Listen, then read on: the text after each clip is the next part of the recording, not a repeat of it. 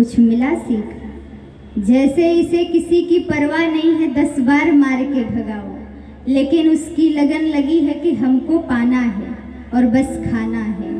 वैसे ही आपको भी भगवान के लिए सच्चा भक्त बन जाना है कि सब कुछ त्याग करके हमें बस भगवान को पाना है। यही जिद होनी चाहिए। अच्छा, उसकी जिद थी तो उसको केला मिल गया खाने को, और आपकी जिद क्या है? अभी जिद नहीं है आपकी, अभी तो शुरुआत है। जिस दिन जिद हो जाएगी कि भगवान को पाना है, उस दिन से कृपा हो जाएगी। तो यहाँ एक बार स्वप्न में कैकेयी माँ ने एक महल देखा था और राजा दशरथ से आकर कहती हैं कि मुझे वही महल चाहिए।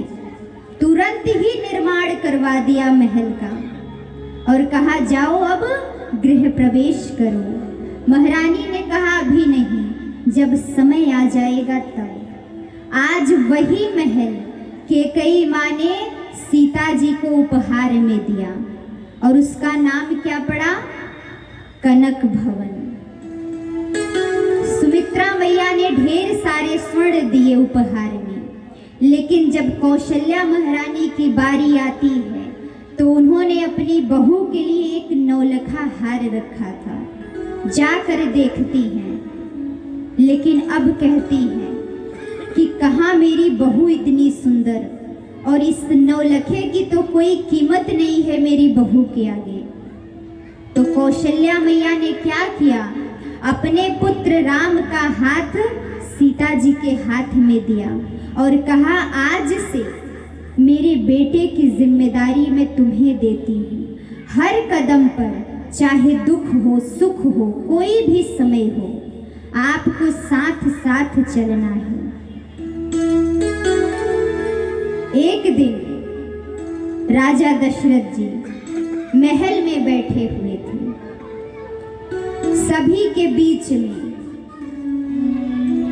तो कुछ दिन तो अयोध्या में बड़ी खुशियां थी, लेकिन आज जब महल में बैठे हैं तो विचार क्या कर रहे हैं? एक समय सब सहित समाजा, राजसभा रघुराज बिराजा। सब सहित समाजा, राजसभा रघुराज बिराजा। एक समय सब सहित समाजा, राजसभा रघुराज बिराजा। एक समय सब सहित समाजा, राजसभा रघुराज बिराजा। राय शुभाय मुकुर कर लीना, बदन बिलोक मुकुर समकीना।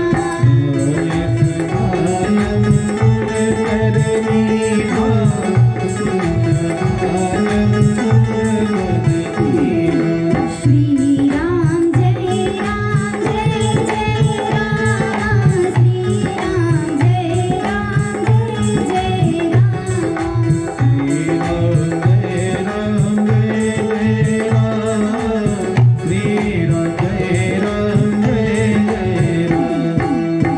राजा दशरथ जी आज जब सभा के मध्य बैठे हैं तो उन्होंने दर्पण में अपने मुख को देखा, निहार रहे हैं, मानो उनके कानों के बाल श्वेत रंग के हो गए।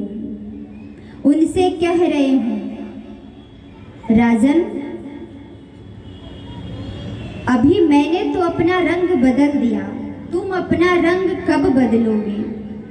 विचार करिए, जिस दर्पण में राजा दशरथ अपना मुख देख रहे हैं वो कौन सा आईना है? संसार का आईना नहीं है, मन रूपी आईना है। और उसमें उन्होंने क्या सुना, क्या अनुभव किया, जो हमें और आपको भी करना चाहिए।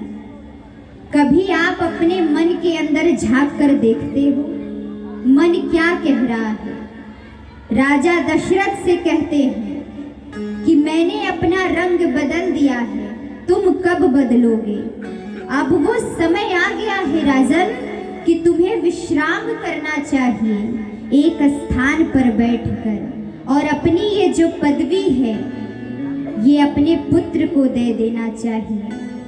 आज राजा दशरथ को जब ख्याल आया सत्य बात है, तो दौड़कर कहाँ जाते हैं, अपने गुरु वशिष्ठ जी के पास। कहते हैं जब संसार में कोई समाधान शिष्य को नहीं मिलता है, तो गुरु के अगर शरण में चला जाए तो सारे समाधान का हल मिल जाता है। राजा दशरथ जाते हैं, अपने मन की बात बताते हैं, हे गुरुदेव, मैं अपने बड़े पुत्र राम को राजा बनाना चाहता हूँ। जैसे ही गुरु जी ने सुना, कहा आप राम को राजा नहीं बना सकते। कहा क्यों? गुरु जी ने कहा, अरे राजन, तुमने आज तक सिर्फ मित्रों को अपना मित्र बनाया है, लेकिन जो तुम्हारा बेटवा राम है उसने शत्रुओं को भी अपना मित्र बनाया है। तो वो तो आपसे भी ज्यादा आगे निकल गया है, और अभी आप विचार कर रहे हो कि राम को राजा बनाना चाहिए। अरे मैं तो कहता हूँ कि अभी राजा बना दो, तुरंत ही। गुरु जी ने पत्रिका खोली, पंचांग में देखते हैं तो उसमें क्या लिखा था, 14 वर्ष के पहले राम राजा नहीं बन सकते। अब जैसे ही कहते हैं, राजा दशरथ को बड़ा दुख हुआ, लेकिन गुरु जी ने सोचा कि अगर आज ही राम राजा बन जाए तो हो सकता है कि टल जाए। जैसे ही कहते हैं, राजन आज ही आप राजा बना दो, आज ही राज्याभिषेक राम का कर दो। राजा दशरथ वो है जो कभी अपने गुरु जी की बात को नहीं टालते थे, लेकिन आज उन्होंने बात को टाला है। उन्होंने कहा, अरे मैं अपने बिटवा को राजा बनाने जा रहा हूँ गुरुदेव, ये साधारण बात थोड़ी है, और आप कहते हो आज ही राजा बना दूं। आज नहीं, कल बना दूंगा। कल की बात रख दिए। गुरु वशिष्ठ जी ने विचार किया, हो सकता है कल संसार का ये सूर्य तो निकलेगा, लेकिन अयोध्या का सूर्य डूब जाएगा, क्योंकि वो तो गुरु हैं, सब कुछ जानते हैं। कल क्या होगा, हम और आप कोई बात होती है तो कल में टाल देते हैं। जीवन में कल कभी नहीं आता, लेकिन ये शरीर चला जाता है, मृत्यु हो जाती है। इसलिए अगर जो चीज हम आज विचार कर लिए तो वो हमें कर देना चाहिए, लेकिन विचारों में हर चीज हम छोड़ देते हैं। जैसे कहीं धर्म का काम होता है, कहीं कथा हो रही है, पूजा पाठ हो रहा है, तो हम उसमें भी चतुराई करते हैं। अगर कहीं हमने संकल्प ले लिया कि 5,000 देंगे, तो फिर मूड बदल जाता है। क्या कहते हैं, अरे कहा था 5,000 देंगे, अगर 5 में काम हो जाए तो काहे 5,000 लगाए। तो आज और कल में नहीं जाना चाहिए, जो विचार कर लो वो कर देना चाहिए। यहाँ देखिए, पूरी अयोध्या में राजा दशरथ ने ढिंढोरा पिटवा दिया, क्या कि राम राजा बनेंगे। यहाँ देवता दुखी हो जाते हैं। देवता माँ सरस्वती जी के पास पहुंच गए। माँ सरस्वती से हाथ जोड़कर विनती करते हैं, हे माँ, कुछ भी हो जाए, लेकिन राम राजा ना बने। अगर वो राजा बन गए तो रावण की मृत्यु नहीं होगी, कार्य आगे नहीं बढ़ेगा। माँ ने कई बार बात को टाल दिया, लेकिन बार बार जब देवताओं ने विनती किया तो माँ ने उनकी विनती को स्वीकार कर लिया। और जैसे ही अयोध्या में माँ आती हैं, चारों ओर देखती हैं, लेकिन उस अयोध्या में कोई एक व्यक्ति नहीं मिला जिसके हृदय में राम के लिए प्रेम ना हो। राम के लिए सबके हृदय में प्रेम है, लेकिन घूमते घूमते माँ सरस्वती की नजर पड़ी किसके ऊपर? नाम मंथरा मंदमती चेरी केकई की। ये जो मंथरा है ये केकई की दासी थी। जैसे ही नजर पड़ी माँ ने बुद्धि को पलट दिया। अब विचार करिए, माँ सरस्वती बुद्धि को पलट दी तो कार्य सब उल्टा होने लगा अयोध्या में। क्या ऐसा हो सकता है कि माँ सरस्वती बुद्धि को पलटती है तो हर कार्य उल्टा होने लगता है? नहीं। ये जो मंथरा थी ये पहले से कपटी थी, कुटिल थी। ये राम जी को कतई नहीं पसंद करती थी। अगर किसी के मन में पहले से छल कपट पाप भरा है तो वो कार्य करेगा वही। मैया ने तो थोड़ा सा सहारा लिया उस ओर भेजने के लिए जहां मंथरा को जाना चाहिए। कहते हैं जिसकी वाणी पे माँ सरस्वती विराजमान होती हैं वो कोई गलत कार्य कर ही नहीं सकता, उसकी वाणी से कोई अशब्द निकल ही नहीं सकता। मंथरा ने सबसे पूछा ये क्या हो रहा है? किसी ने बताया अरे तुम्हें नहीं पता, राम जी राजा बनने जा रहे हैं। दौड़ कर जाती है केकई महारानी के पास और जाते ही कहती अरे तुम यहाँ बैठी हो महारानी, तुम्हें ये नहीं पता कि बाहर क्या हो रहा है? महारानी ने कहा बाहर क्या हो रहा है? कहती है अरे वो जो राम है। इतना कहते ही महारानी केकई व्याकुल हो जाती है। कहती है क्या हो गया मेरे राम को? अरे उसे कुछ हुआ तो नहीं, वो कुशल तो है, ठीक तो है। सर्वप्रथम राम का नाम मंथरा ने लिया तो केकई महारानी को इतना कष्ट होने लगा कि मेरे पुत्र को कहीं कुछ हो तो नहीं गया है जो ये मंथरा आकर मुझसे कहना चाहती है। व्याकुल हो उठती है। तुरंत ही मंथरा ने कहा अरे राम को क्या होना है, वो तो एकदम कुशल है। लेकिन तुम्हें ये नहीं पता कि राजा दशरथ क्या कर रहे हैं? कहा क्या कर रहे हैं? कहती है कि राम को राजा बनाने जा रहे हैं। जैसे ही महारानी ने सुना वो तो प्रसन्न होकर नाचने लगी। कहा मंथरा तू सत्य कह रही है, अगर तेरी वाणी में अगर सत्य है ना तो तू जो मांगेगी मैं तुझे वो दूंगी। अब मंथरा सोच रही है ये क्या हो रहा है। मंथरा ने कहा इतनी प्रसन्न क्यों हो रही हो महारानी? अरे आपको पता नहीं है अगर राम राजा बन गए तो कौशल्या राजमाता बन जाएंगी। क्या तुम्हें ये नहीं लगता? और तुम जानती हो अगर राम राजा बने तो तुम्हारा जो पुत्र है जिसके विषय में तुम नहीं सोच रही हो वो राम का दास बन जाएगा। इतना जैसे ही महारानी ने सुना मंथरा को खींच के एक थप्पड़ मारा, वो पृथ्वी पर जाकर गिरी। यहाँ मंथरा को माँ ने बहुत कुछ कहा। अरे मंथरा आज जो बात तूने कही है आज के बाद कभी कहा तो तेरी जिह्वा खींच लूंगी। मैं अपने पुत्र से बहुत प्रेम करती हूँ और मैंने तुझे इतना बढ़ा दिया जिसकी वजह से तू एक दासी होकर के ऐसी बात बोल रही है। अब वो विचार करती है कि इससे बात बनने वाली नहीं है।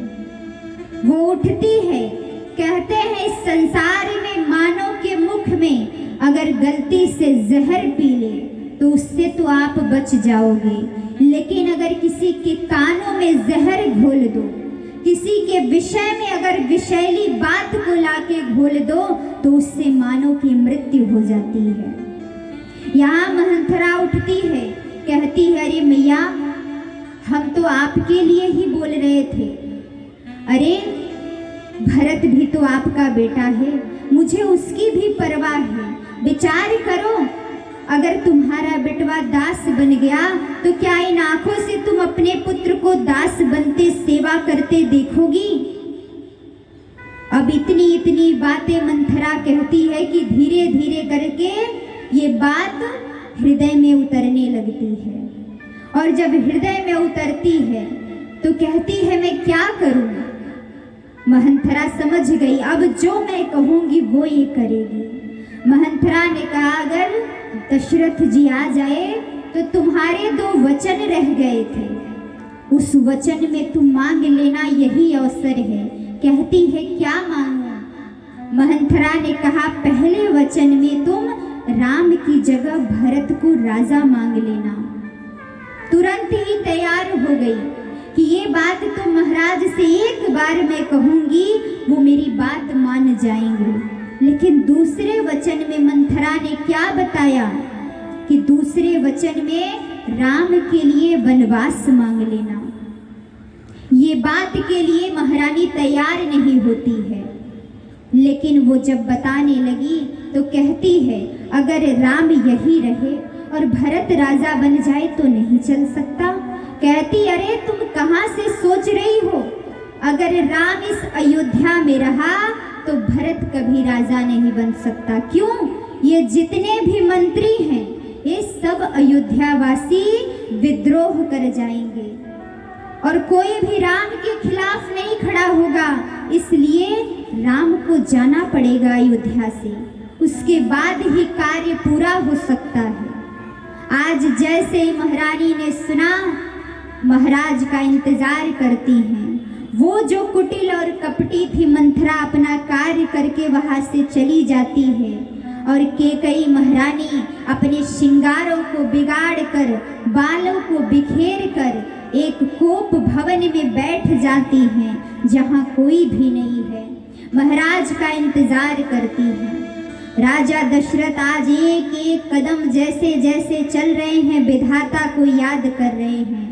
हे प्रभु, हे परमात्मा, हे जगत पिता, जिस कार्य के लिए मैं करने जा रहा हूँ सब कुछ भली भांति हो जाए, उसमें कोई रुकावट ना आए, कोई बाधा ना आए।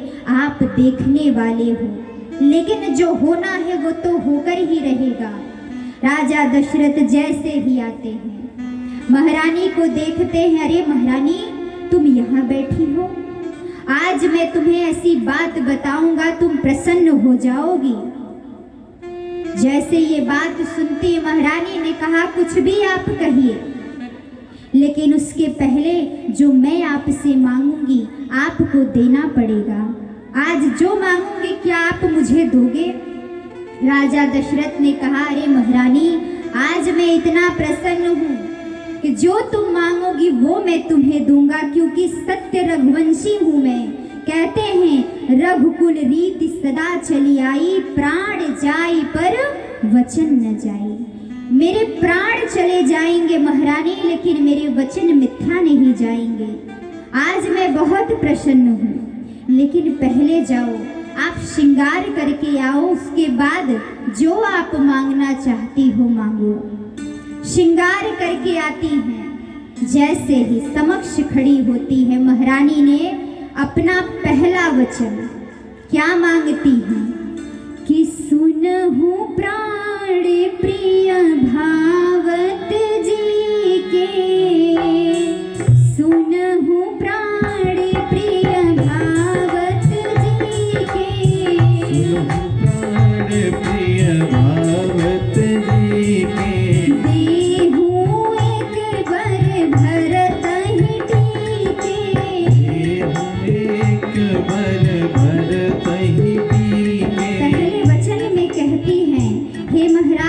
चाहती हूँ कि राम की जगह भरत को राजा आप बनाइए।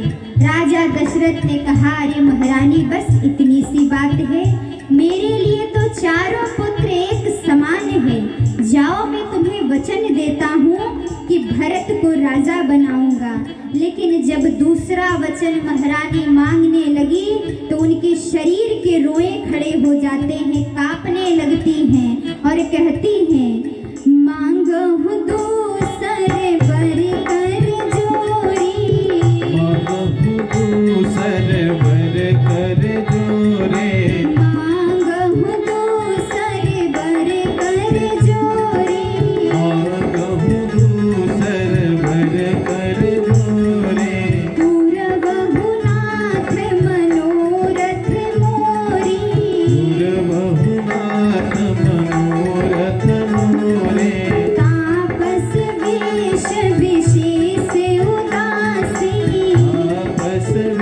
देश विदेश उदासी तापस वेश विशेष उदासी 14 बरस राम बनवासी 14 बरस राम बनवासी। महारानी ने दूसरे वचन में कहा, हे महाराज, मैं चाहती हूँ कि आप राम को 14 वर्ष वनवास दीजिए, वो भी ऐसे नहीं, तपस्वी भेष में। राजा दशरथ ने ये बात जैसे ही सुना, राजा दशरथ को आज इतना कष्ट हुआ मानो जैसे चंद्रमा से कोई अमृत को निचोड़ लिया हो, कोई ऐसा गरजने वाला शेर हो जो घायल होकर पृथ्वी पर गिर जाए। कहा, महारानी, एक वचन तो आपने मांगा, मैंने दे दिया, लेकिन ये दूसरा वचन आप क्या मांग रही हो? अपने पुत्र राम के लिए, जिस राम से तुम इतना प्रेम करती हो, उस राम के लिए तुम वनवास मांग रही हो? महारानी ने कहा, मैं जो मांग रही हूँ आपको देना पड़ेगा। राजा दशरथ ने कहा, एक सत्य बताओ, क्या तुम राम के बिना रह सकती हो? महारानी ने कोई उत्तर नहीं दिया। महाराज ने कहा, मैं तुमसे एक बात पूछूं महारानी, अगर राम चले गए तो मेरी मृत्यु हो जाएगी। महारानी ने कहा, कल सुबह तक अगर राम अयोध्या को छोड़कर नहीं गए तो मेरी मृत्यु हो जाएगी। राजा दशरथ ने कहा, महारानी मुझे ये बताओ, मेरा मरना उचित होगा या तुम्हारा? महारानी ने कहा, महाराज अगर आप पूछ ही रहे हो तो आपका मरना उचित होगा। गयहु नारी विश्वास, नारी पर से विश्वास उठ गया। वो पत्नी अपने पति को मरने के लिए कह रही है। महारानी ने कहा, महाराज मैं ये बात इसलिए कह रही हूँ कि अगर आपने मेरी इच्छाओं को, मेरी वचनों को पूरा कर दिया और अगर पूरा करते करते आपकी मृत्यु हो गई तो ये जो संसार के जितने लोग हैं आपकी जय जयकार करेंगे। वो कहेंगे कि आपने वचन को पूरा करते करते आपकी मृत्यु हो गई। लेकिन अगर आपने मेरी वचन को पूरा नहीं किया और मेरी मृत्यु हो गई तो मेरे मरने का आपके माथे पर कलंक लग जाएगा। अगर आप ये कलंक लगाकर अपने माथे पर, आप पुरुष हो, आप बाहर निकलोगे तो 4 लोग आपको ताने मारेंगे। लेकिन अगर आपके मृत्यु का कलंक मेरे माथे पर लग गया तो मैं तो स्त्री हूँ, 4 दीवारी के अंदर मैं रह लूँगी, मुझे तो कोई कुछ नहीं कहेगा, इसलिए आपका मरना उचित होगा। आज राजा दशरथ को इतना कष्ट हुआ, इतनी पीड़ा हुई कि आज मानो शरीर में उनकी ताकत नहीं है। वो राजा जो दहाड़ता रहता था आज वो जमीन पर पड़ा हुआ है। एक रात हुई है, सुमंत जी विचार कर रहे हैं, सुबह हो गई, आज महाराज बाहर नहीं निकले। जाते हैं महल के अंदर, देखते हैं, प्रणाम करते हैं और पूछते हैं, महारानी क्या बात है, महाराज आज बाहर नहीं आए?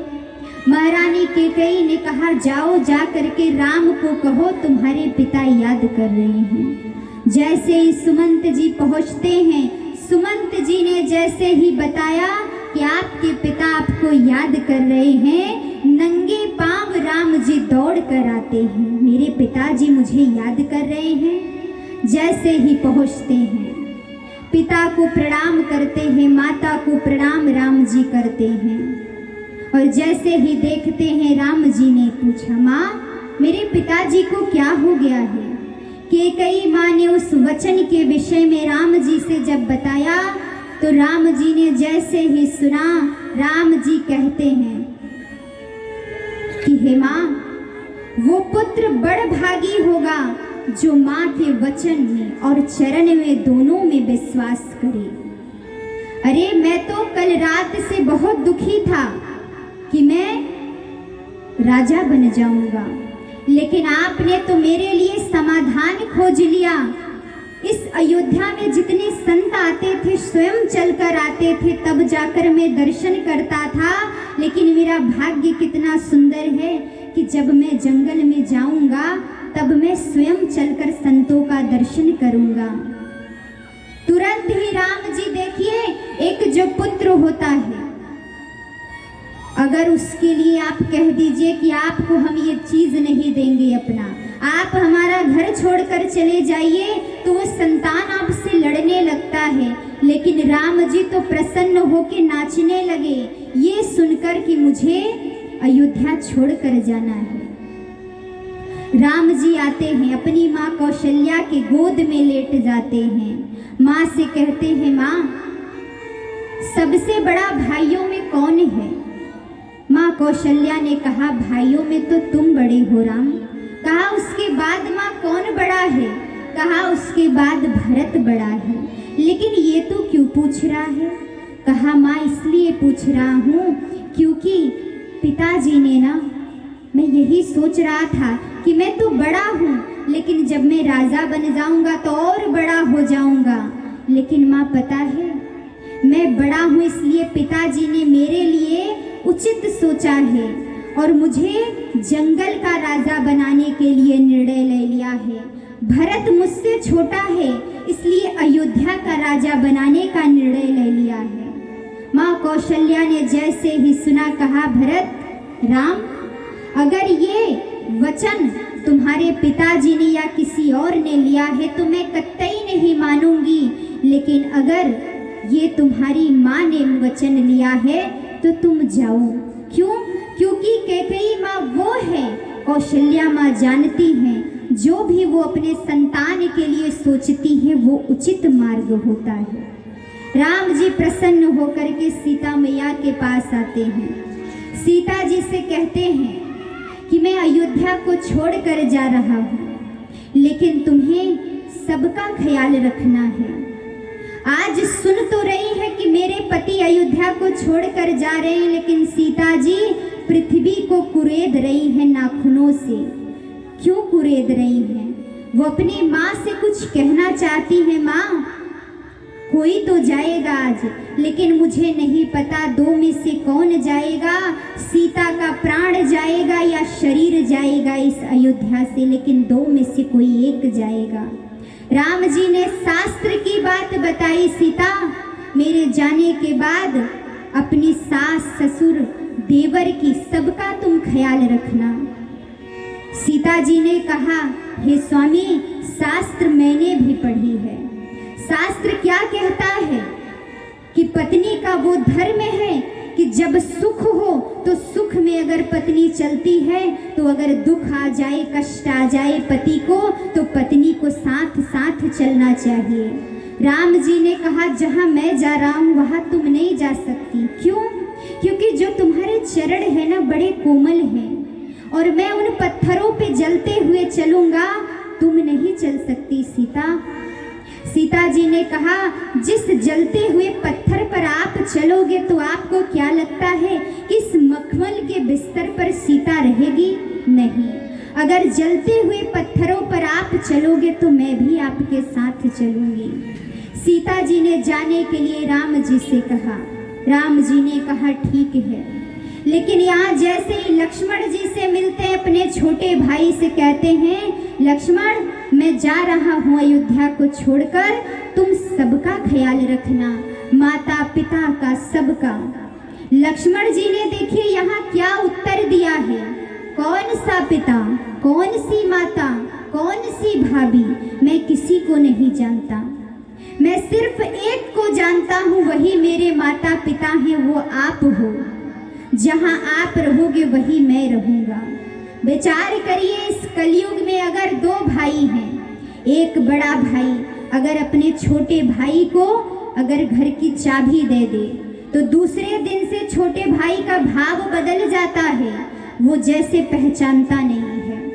लेकिन यहाँ सब कुछ राम जी दे रहे हैं, लेकिन लक्ष्मण जी उसे स्वीकार नहीं कर रहे हैं। एक सेवक बनकर अपने भाई के साथ चलने के लिए तैयार हो गए। यहाँ लक्ष्मण जी जब अपनी माँ के पास जाते हैं तो माँ से क्या कहते हैं, माँ भैया अयोध्या छोड़कर जा रहे हैं, मैं भी जा रहा हूँ। माँ ने जैसे ही सुना, माँ ने कहा, इधर आ। क्या कहा? राम अयोध्या छोड़कर जा रहे हैं? कहा हाँ माँ, भैया अयोध्या को छोड़कर जा रहे हैं। माँ ने पास बुलाया, माँ ने कहा तुझे क्या लगता है ये अयोध्या से राम है? नहीं, राम अयोध्या से है। जहाँ राम रहेंगे वही अयोध्या है। अगर राम इस अयोध्या में नहीं है तो ये अयोध्या अयोध्या नहीं है। अगर राम जंगल में होंगे तो वही अयोध्या बन जाएगा। लेकिन लक्ष्मण तू जा तो रहा है, लेकिन आज के बाद तू स्वप्न में भी मुझे मेरा दर्शन मत करना, मुझे याद मत करना, तू अपने पत्नी का दर्शन मत करना। लक्ष्मण जी विचार करने लगे कि माँ ये क्या कह रही है कि स्वप्न में भी मेरा दर्शन मत करना।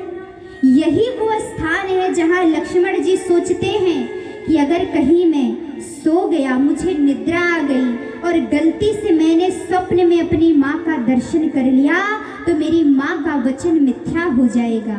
लक्ष्मण जी ने कहा आज मैं वचन देता हूँ, ये संकल्प लेता हूँ कि 14 वर्ष तक मैं अपनी निद्रा को त्याग दूंगा, मैं सोऊंगा नहीं।